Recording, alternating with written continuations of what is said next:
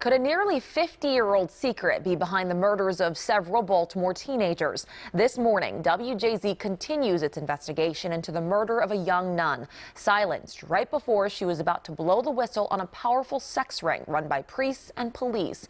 Denise Koch reports WJZ has learned police are now looking into whether these unsolved murders could be connected.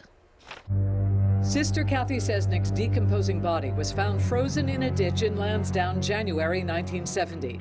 The murder of this popular nun has never been solved, and neither have the murders of 5 young people killed over the next decade.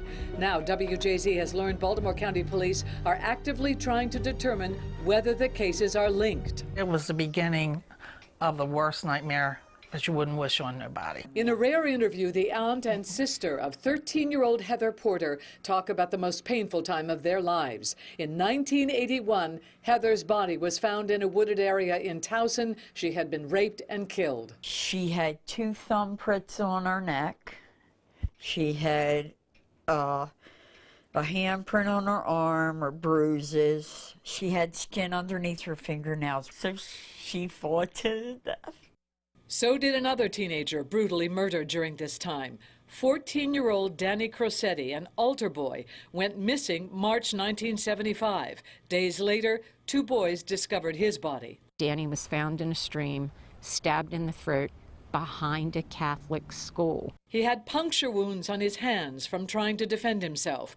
Police led his shaken father and uncle to the gruesome scene.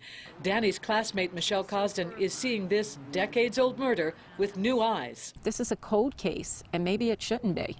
You know, maybe there's a connection. One of WJZ's sources is convinced that these murders have too many similarities to be a coincidence. The first time you heard that Heather's murder might be linked to other murders in the same area, in the same time period. Do you remember how you felt? I felt hope. Oh my God, am I going to have some peace? Were Heather, Danny, and Sister Cathy silenced by members of a powerful sex ring run by priests and police? WJZ's year-long investigation reveals that during the time of the murders, there was a well-hidden culture of sex abuse at Catholic schools and churches. Many women who have shared their stories of abuse with WJZ say victims confided in Sister Cathy right before she was murdered. All these years later, Baltimore County Police still believe someone out there has information that could solve these cases. We'll continue to try to look for any leads, any additional evidence that we can find. They have semen, they have skin, they have hair, they have a piece of shirt. And I don't understand, because this is 2017, with all today's technology, nothing. What if the person who murdered your sister is dead? If you can prove that they did it, I've got justice. At least they're dead. At least they can't do it to anyone else. They can't do it to another living soul. They can't wreck another family. They can't hurt another innocent child.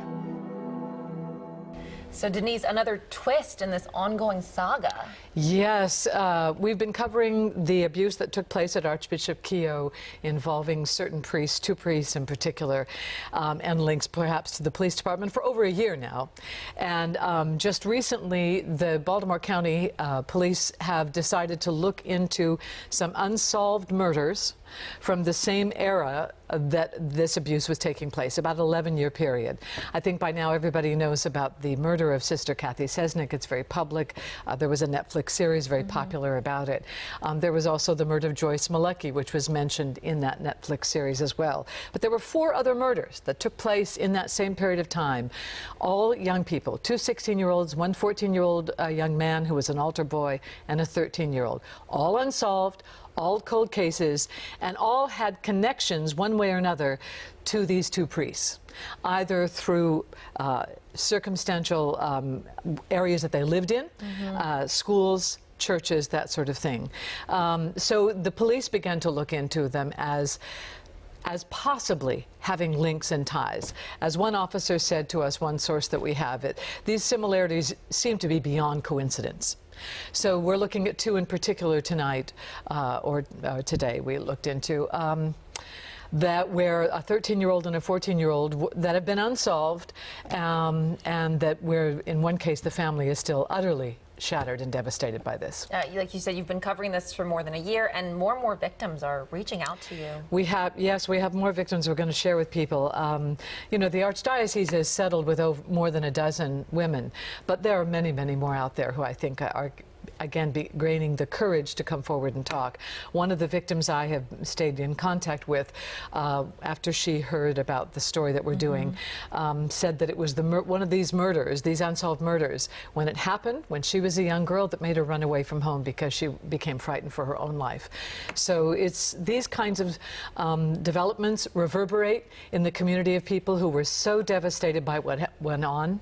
And so no, the story is not fully told. And may never be, but we're going to keep going after it. So many unanswered questions. Denise, thank you for your ongoing reports on it. Thank you, Lynn. We'll be right back after this with more. It's WJZ.